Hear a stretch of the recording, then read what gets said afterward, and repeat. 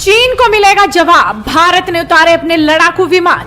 पहले भारत की जाबाजों ने लाठी डंडों से चीनी सैनिकों को खदेड़ कर रख दिया, अब फाइटर जेट चीन के खात्मे की स्क्रिप्ट लिखेंगे। संसद में रक्षा मंत्री का सबसे बड़ा बयान, चीन के उड़ गए होश, अब तैयारी हुई तगड़ी, भारतीय सेना तैयार।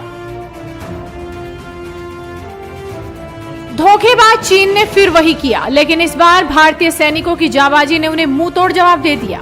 9 दिसंबर 2022 को चीन के सैनिक त्वांग सेक्टर में LAC तक पहुंचना चाह रहे थे, जिसका भारतीय सैनिकों ने दृढ़ता से मुकाबला किया। इस आमने सामने की लड़ाई में दोनों पक्षों के कुछ सैनिकों को मामूली चोटें आई। दोनों पक्ष तुरंत उस इलाके से हट गए, लेकिन हाल ही में त्वांग के पास यांगत्से इलाके में भारत और चीन के सैनिकों के बीच हुई झड़प से पहले चीनी ड्रोन अरुणाचल प्रदेश में LAC के पास देखे गए। चीनी ड्रोन भारतीय सेना की चौकियों पर नजर रखने की कोशिश कर रहे थे, लेकिन भारत ने चीन की इस नापाक हरकत को रोकने के लिए पिछले कुछ हफ्तों में वायुसेना के कई लड़ाकू विमानों को यहां उतार दिया था। अध्यक्ष महोदय, मैं इस सदन को आश्वस्त करना चाहता हूं कि हमारी सेनाएं हमारी भौमिक अखंडता को सुरक्षित रखने के लिए पूरी तरह से प्रतिबद्ध हैं और इसके खिलाफ किसी भी प्रयास को रोकने के लिए सदैव तत्पर है हमारी भारत की सेना। और मुझे विश्वास है कि यह सदन हमारी सेनाओं की वीरता और साहस को एक स्वर से समर्थन देगा।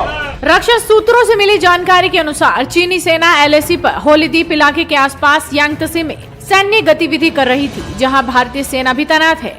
पिछले कुछ हफ्तों में 2 से 3 बार हमारे लड़ाकू विमानों को LAC पर हमारी ओर आ रहे चीनी ड्रोनों से निपटना पड़ा। हवाई उल्लंघन के खतरे से निपटने के लिए Su-30 MKI जेट्स को यहाँ तैनात किया गया। बताया जा रहा है कि भारतीय वायुसेना LAC के साथ चीनी ड्रोन गतिविधियों पर कड़ी नजर रखती है। चीन लगातार एयर स्पेस नियमों का उल्लंघन कर रहा था, जिस पर कार्रवाई होनी चाहिए, क्योंकि चीन के किसी भी विमान को भारतीय एयर स्पेस में घुसने की अनुमति नहीं है। उन्होंने कहा कि अगर भारतीय रडार में चीन की कोई हवाई एक्टिविटी दर्ज होती है तो उसे रोकने के लिए भारत की तरफ से एक्शन होना चाहिए। बता दें कि असम में तेजपुर और छबुआ समेत कई स्थानों पर Su-30 लड़ाकू जेट विमानों के स्क्वाड्रन के साथ भारतीय वायुसेना मजबूती से तैनात है। इसके साथ ही राफेल लड़ाकू विमानों को पश्चिम बंगाल के हाशिमारा में सीमा के बेहद करीब तैनात कर दिया गया है। भारतीय वायुसेना असम क्षेत्र में S-400 वायु रक्षा प्रणाली के संचालन के साथ क्षेत्र में अपने वायु रक्षा कवरेज को मजबूत कर रही है। सिस्टम लगभग पूरे इलाके में किसी भी हवाई खतरे से निपटने में सक्षम है। इस साल की शुरुआत में लद्दाख सेक्टर में भी चीन की तरफ से एयर स्पेस उल्लंघन हुआ था। इसके बाद हाल ही में दोनों देशों ने इसे रोकने के लिए कदम उठाने की सहमति जताई। चीन की इस हरकत के बाद भारत ने सैन्य वार्ता में इस मुद्दे को मजबूती से उठाया और फैसला लिया कि दोनों पक्षों के लड़ाकू विमान LAC से काफी पीछे रहेंगे।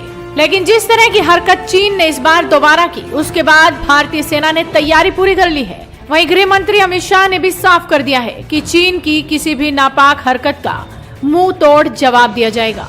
मैं इतना स्पष्ट कहना चाहता हूं कि भारतीय जनता पार्टी की सरकार है, नरेंद्र मोदी इसके प्रधानमंत्री है और जब तक भारतीय जनता पार्टी की मोदी सरकार चल रही है, 1 इंच जमीन पर भी कोई कब्जा नहीं कर सकता। कल अपने सेना के जवानों ने जो 8 की देर रात को और 9 की सुबह को जो वीरता दिखाई है, मैं इसकी भूरी प्रशंसा करता हूं। इन्होंने घुसे हुए सभी लोगों को कुछ ही घंटों में वापस खदेड़ दिया और हमारी भूमि का रक्षण किया है। फिलहाल चीन की तरफ से भी बयान आ गया है कि भारत से लगी सरहद पर हालात स्थिर हैं। चीनी विदेश मंत्रालय के प्रवक्ता वांग वेनबिन ने कहा कि भारत से सैन्य और राजनयिक स्तर पर बात चल रही है, लेकिन जिस तरह से चीन ने नापाक हरकत करने की कोशिश की, उसका जवाब देने की तैयारी तगड़ी हो चुकी है। वीडियो को शेयर कीजिए और चैनल को सब्सक्राइब करना बिल्कुल मत भूलिए।